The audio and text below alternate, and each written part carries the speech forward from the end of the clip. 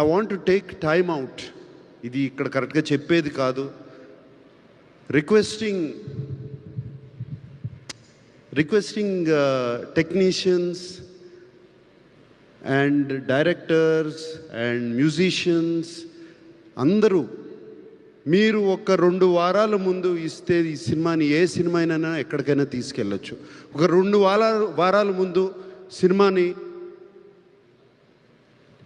Post production టీంకి ఇచ్చేస్తే,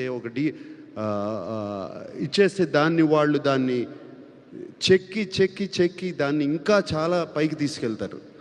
so అది I request everybody to do. ఒక పర్టికులర్ పర్సన్ అని కాదు, అందరూ ఉన్నాం దాంట్లో. నేను కూడా ఉన్నాను.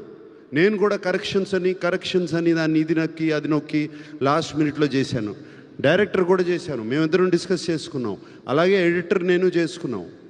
సో ఒక్కళ్ళని కాదు, ఎవ్రీబడి అందరూ కలిసి ఆలోచించి 2 వీక్స్ బిఫోర్ ఇస్తే సినిమాని ఎక్కడికైనా తీసుకెళ్ళచ్చు.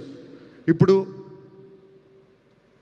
ఒక ఒడెస్సీ అనే సినిమా రిలీజ్ అయింది. ఇప్పుడు 1 year బ్యాక్ రిలీజ్ డేట్ ఇచ్చారు వాళ్ళు.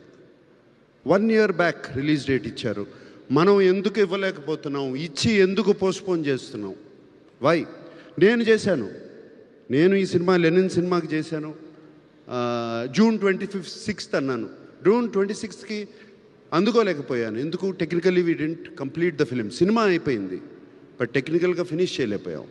సో 2 weeks పోస్ట్పోన్ చేయాల్సి వచ్చింది, బెటర్ క్వాలిటీ రావడానికి. బట్ వంశీ, నీకు కూడా చెప్తున్నా,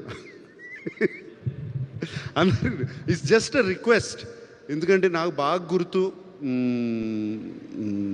నిన్న పెళ్ళాడతా కానీ, అన్నమయ్య సినిమా కానీ, నా సొంత సినిమాల గురించి చెప్తున్నాను. ఆల్మోస్ట్ 1 month బిఫోర్ రిలీజ్ చేసే కాపీని చూసేవాళ్ళం మేము, 1 month బిఫోర్. ఇప్పుడు ఎందుకు చేయలేకపోతున్నాము అనేదే నా question. That's why I'm asking myself also.